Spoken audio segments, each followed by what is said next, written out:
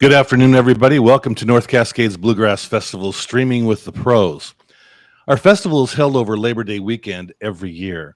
This year's festival starts next weekend, September 2nd, 3rd, and 4th, with camping starting this Tuesday through the following Tuesday, September 6th.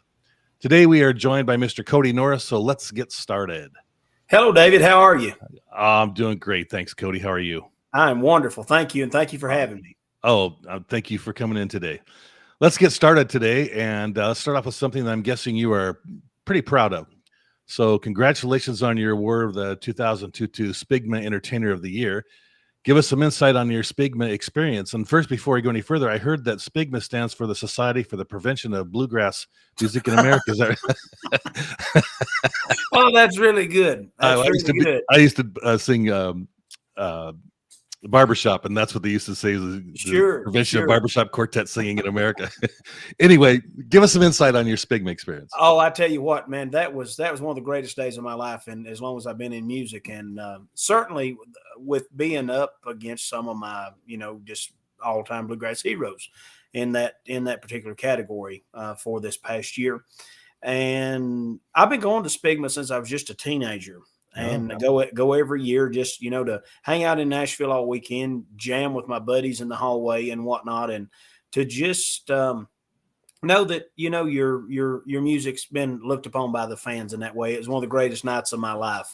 And I'll be honest, from the time I left my seat until I got up onto the platform there to accept the award, my whole career just kind of flashed before me.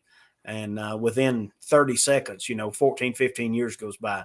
And just an amazing night all the way around. And I know the band, they were just as happy as I was. Awesome. So what are some of the pivotal experiences in your life that's guided you into bluegrass music, Kody? Well, bluegrass music's really all I've ever known. I started so young, about 9 years old. There was some folks that attended my church and they had a little bluegrass gospel group. So there really hadn't been anything just, kind of monumental along the way. Music's always been something that's been around. My dad was an avid festival goer. He loved going to bluegrass festivals. He didn't play. My mom didn't play. Nobody on either side of their family really played. Oh. And but music was a really, really big part, of our life. I remember my dad working out, working in the barn, working in the garage. He'd make up mixtapes that had everybody from CCR to Bill Monroe on there. Oh, wow. And, everything in between. So really music's just always been there. And a few things came along the way that I knew if I'd work hard, it would finally come to pass. And I'm certainly happy that it has. Well, we're happy as well, just for the record. Thank you. So our listeners want to get to know you a lot better. So I'm going to ask you some other questions that kind of dig a little bit deeper than you would normally go. Certainly. So I appreciate you doing that for us. Is it true that you've given all your band members their nicknames? Oh, I'm telling nicknames are huge with me. Everybody's got a nickname. Mary Rachel, of course, Mary Rachel being my wife, I have to kind of be careful, I guess, with some of the ones that I might have given her. Mary Rachel, she's kind of known on the show as Sweetie. And then Josiah, my banjo man, Josiah's had a dozen nicknames. His are ever evolving according to what he does. Or Josiah's a person with a lot of character. He has so much charisma. You never know what's gonna come along with Josiah. So his nicknames tend to kind of ever evolve. And Charlie, my bass man, Charlie's a big genealogy fan, digging into, who all of his relatives are. And I'm convinced that Charlie Loman's related to everybody in the world, or he's made me think that he is. So Cousin Charlie's where that, that kind of came in there, Charlie. But everybody that's ever played with me seemed like they've had some sort of a nickname down through the years. So what's yours? Oh, I don't guess I have one. There's probably some names floating around by some of the people I've had come through the band. We might not ought to say on here. Well, we need to make sure Sweetie gives you a nickname so you can have it ready for the festival. All right. I'll have her work on that. Okay. Kody, when you were younger, I understand that you were able to play with Ralph Stanley and Ralph Stanley II. Tell us about that experience. What nuggets did you take away from playing with them? That was a really, really wonderful time in life all the way around. I was working with a lot of regional bands and had the opportunity to do a fill-in stint with Dr. Ralph Stanley, actually in Ralph II's absence when he was gone doing some other things. And once that had kind of been fulfilled, the next summer, Ralph Stanley II launched his own band, and I played the banjo with him for a while that summer. And but working with both those folks was it was a big highlight for me. And a lot of the folks that I got to meet through them really kind of set me up later on when I decided to go out on my own and try to start a band. And both were very, very wonderful people to work for. Ralph II is one of the finest people I ever worked for. He really treated me well. That's awesome. I'm looking forward to introducing you to my dad next week. You don't know him, but yeah, his name is Richard Starr. He's 91 years old this year and plays dobro in a style that I think you'll really appreciate. Sure. He actually got in an accident when he was a little bit younger, and it hurt his hand, and he wasn't able to do the forward roll. So my dad learned to do dobro with a backwards roll, and now his fingers are coming back so he can do a little more forward roll. Sure.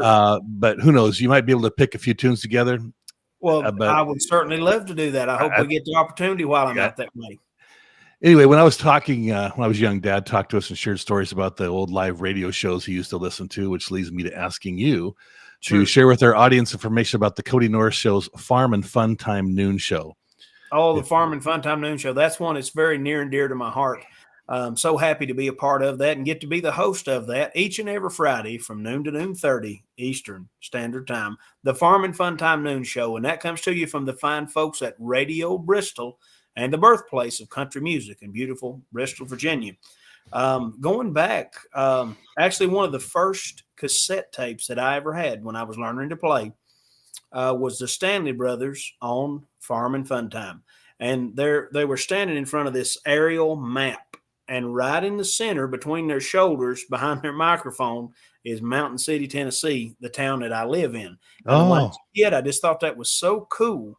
And never dreamed in a million years that, one day somewhere along the line that we'd be hosting the Farm and Fun Time Noon Show as they did, back in the 40s. And that I love live radio with those live commercials, that live comedy, and so happy that we're able to do that. And when we started that we were actually just a 3-piece unit, Mary Rachel, Josiah, and myself. And we were between bassmen at the time, and we worked that for a long time, just the three of us, but it's just exploded in leaps and bounds, and folks all over the world tune into the Farm and Fun Time Noon Show each and every Friday from noon to noon. You're making me think of the Statler Brothers the way you say that. Each and every Friday. So, Kody, can our folks tune into that over the internet? Yes, they can. That is through the Facebook page of Radio Bristol, and that's actually in that format started when we used to go in studio and do those live at the Birthplace Museum in Bristol. But when COVID came along, and there was times it'd make it kind of difficult, with touring, that we wouldn't get to go in every week. So we'd have to tape them up. Well, when COVID came along and the museum closed down during that time, we had to take and come up with another avenue. So they brought up the idea of the Facebook Live, and man, for the longest time, we were within 15 minutes, we'd have 100,000 views on those things. They were really, really rolling. And since that time, by keeping it with that format, that allows us to pretty much wherever we are in the world to be able to do the Farm and Fun Time Noon Show and have it right on at 12 o'clock Eastern every Friday. That's great. So folks, if you can, just tune in and give them a few more views, and I imagine you're going to really enjoy that show. Kody, something you don't know about me, I used to manage food at Microsoft. And okay. did that. I came across a lot of really good chefs, and it got my juices going. I'm kind of a closet chef, but I don't think many of our listeners know that you're a master chef, from what I hear. So tell us about how that came to be, and what's I don't know where that title would have came from, but I have been known to feed a whole lot of people. And usually everything that I manage to whip up is usually palatable and edible. So that's a good thing. And but cooking's always been a really, really big part of my life. My grandma, one of the best cooks God ever placed on earth. And I spent a lot of time really beneath, just watching everything she did growing up. And actually, I could prepare a full meal when I was 5 years old. Wow. And bake cakes and do the whole ball of wax. Now, on the note of a full blown chef, I don't know how deep you could go with that, but maybe my food repertoire is not quite as wide span as some folks are. But when it comes to good old Southern cooking, I'll put mine up against anybody's. Well, that's great. So what's your favorite recipe? I don't mean the actual recipe, but some of the probably as far as something that I would like to eat myself or something that I would cook. Something that you would, well, both. Okay, I can't imagine you cooking something that you wouldn't eat yourself. So, well, I don't know. I'm not a big fan of fish, but I can really fry some that a whole lot of people enjoy. Okay. However, probably this it's not maybe everybody's favorite thing, but it's certainly one of mine from childhood. I love chicken livers. That's one of my favorite things in the world to eat. I'm a big fan of cornbread. About any time you come around my house, you'll always find really good cornbread. And I've actually had a couple of my cornbread recipes along the way published in some different cookbooks and whatnot. And actually, I named one of those recipes after a song that I'd written a few years ago. Oh. And I called that Kodys Kentucky Darling Cornbread. Oh, my goodness. All those spelled with a K, of course. Yeah. But anyway, pretty much anything along those lines of good old Southern cooking and anything that comes out of the garden, especially this time of year, I can work magic with it.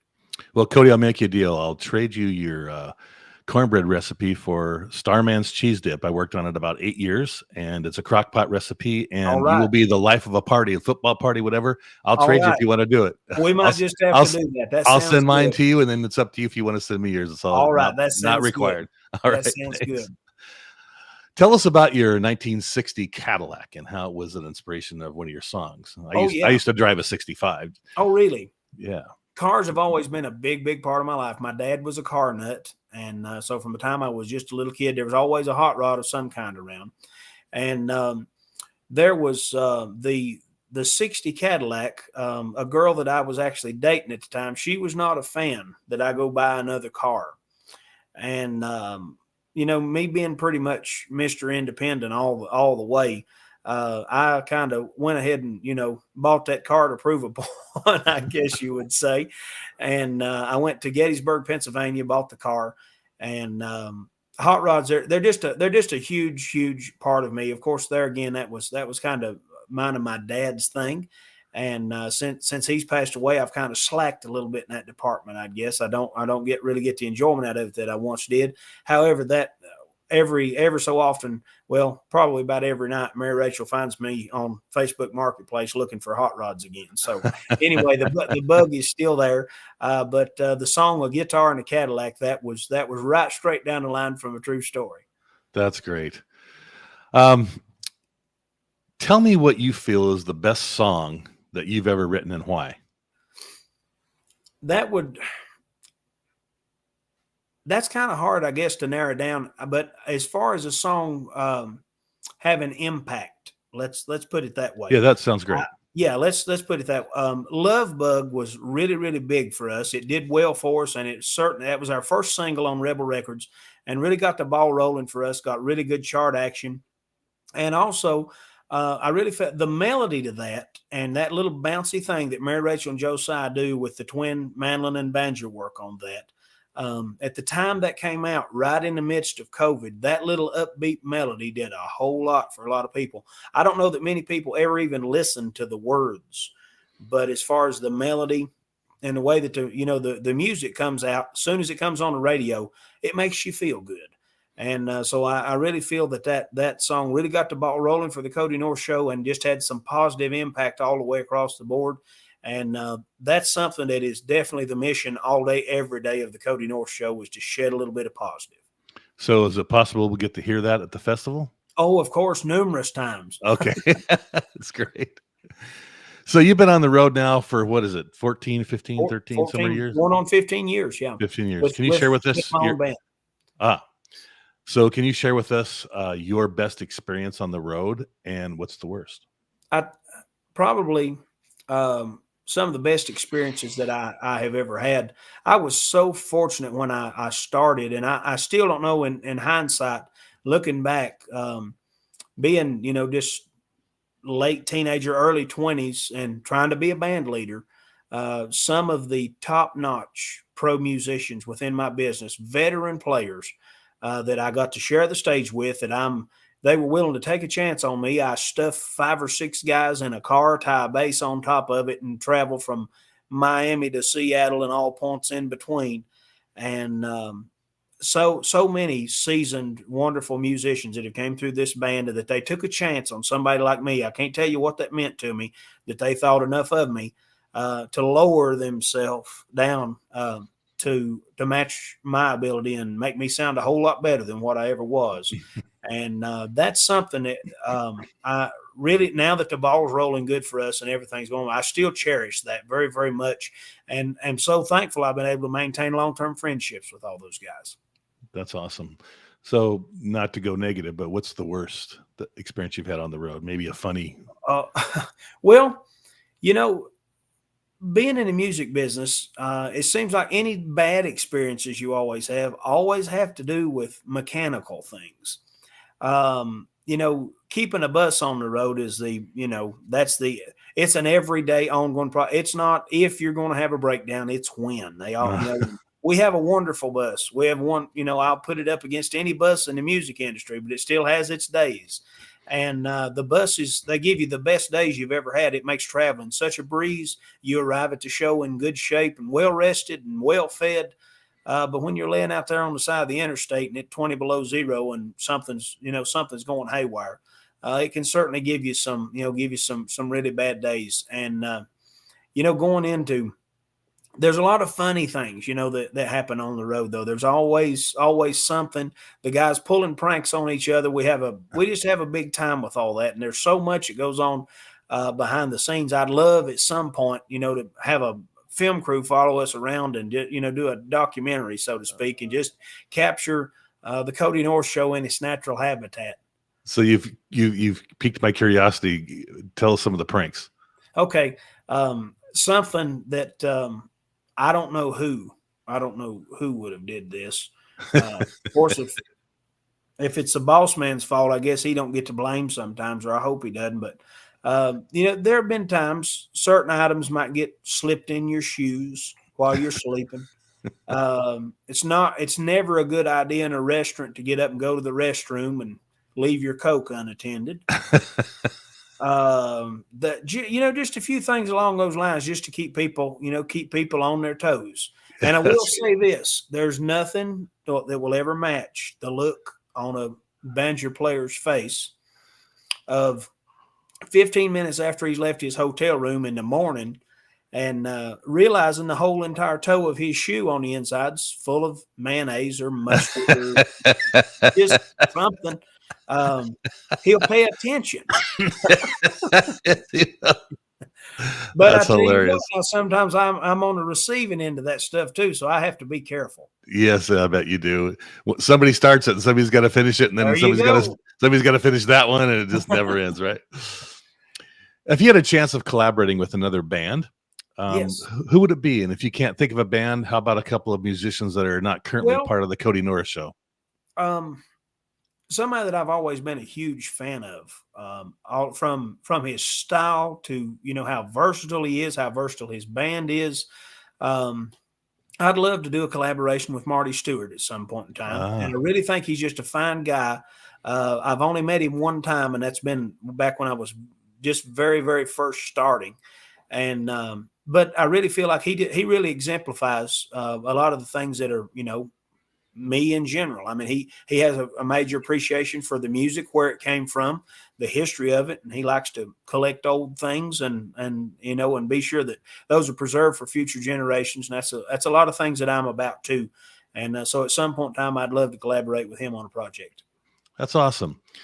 So, Kody, one of the reasons that we have this interview with our band members, one is to help promote you and your band, because we really love to see bluegrass just rising up as high it can go and get the youngins involved as well.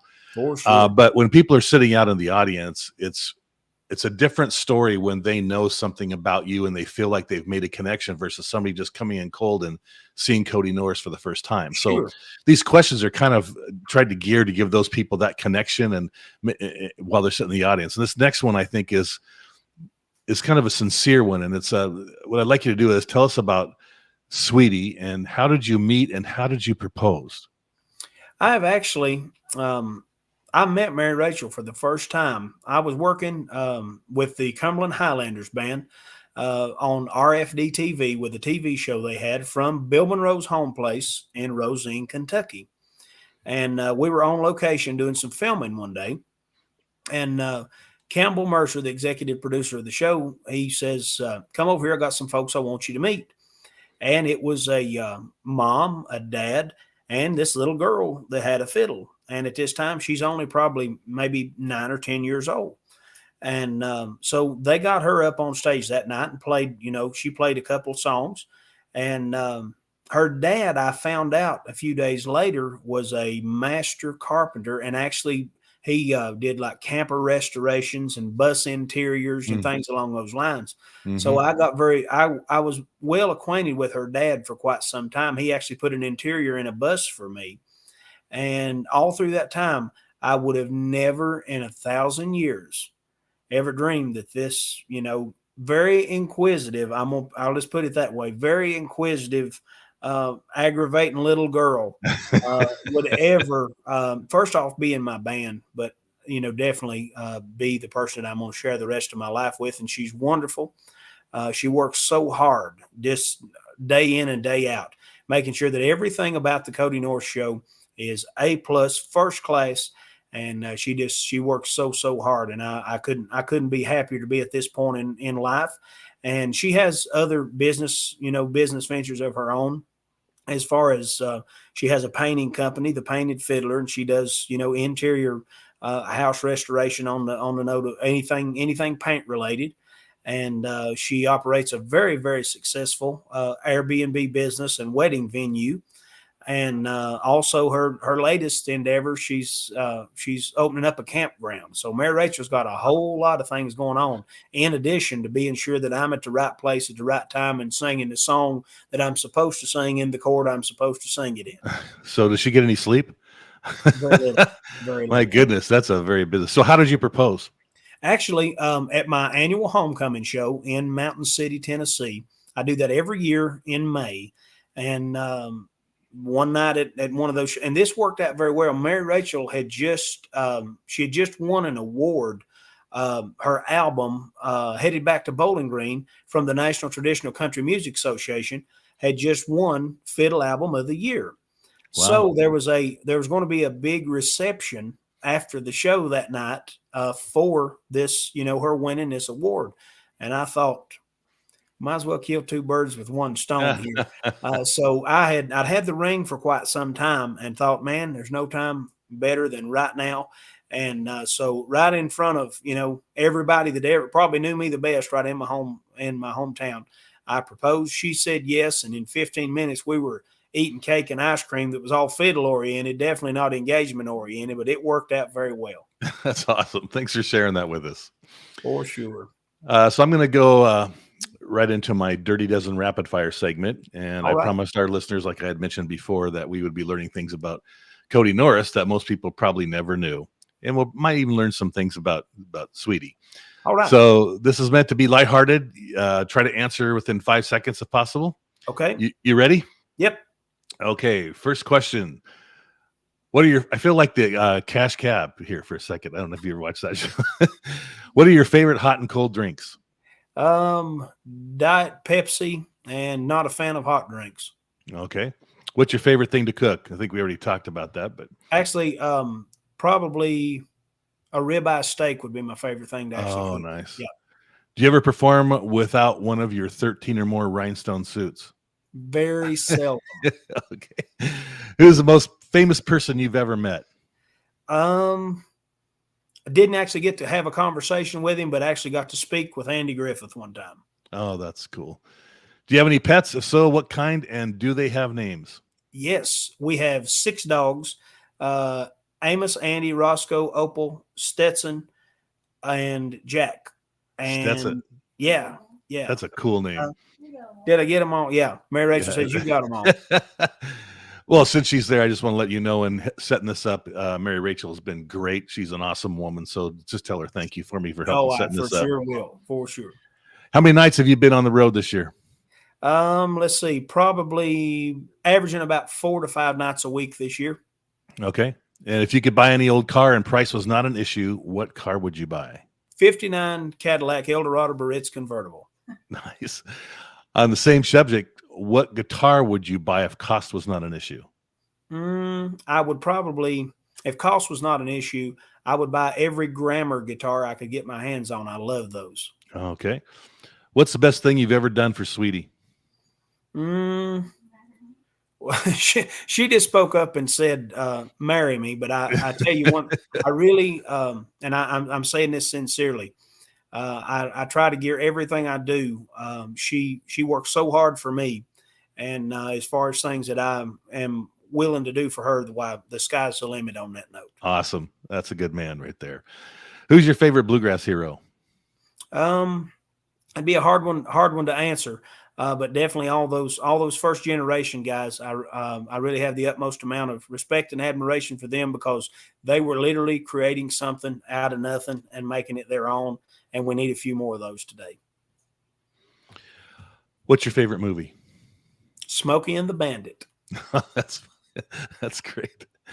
If you is that so there's just the number 1 or number 2? Number 1. Okay. If you were not based out of your current location, is there a secondary place you might want to live? I would love to live somewhere in the United, and I've been so many places that this could happen, to where when I walked out my front door, it would look like the set of a John Wayne movie. I'm a big Western movie fan also, and I love all things Western and cowboy and boots and all that stuff. So wherever I could live to walk out the door and look like that every day, it'd be just fine. That's awesome. So thanks for doing this. Our last question is, what's your favorite venue to play and why? Probably, I honestly don't know how to answer that, but I'll say this. Anywhere that the fans are 100% in tune with what I've got going on, what the Kody Norris show's bringing to the table, I'm making them happy, and they're tickling me to death by enjoying it. I'm right at home, and I don't care where it's at, on any stage, anywhere, at any time. That's great.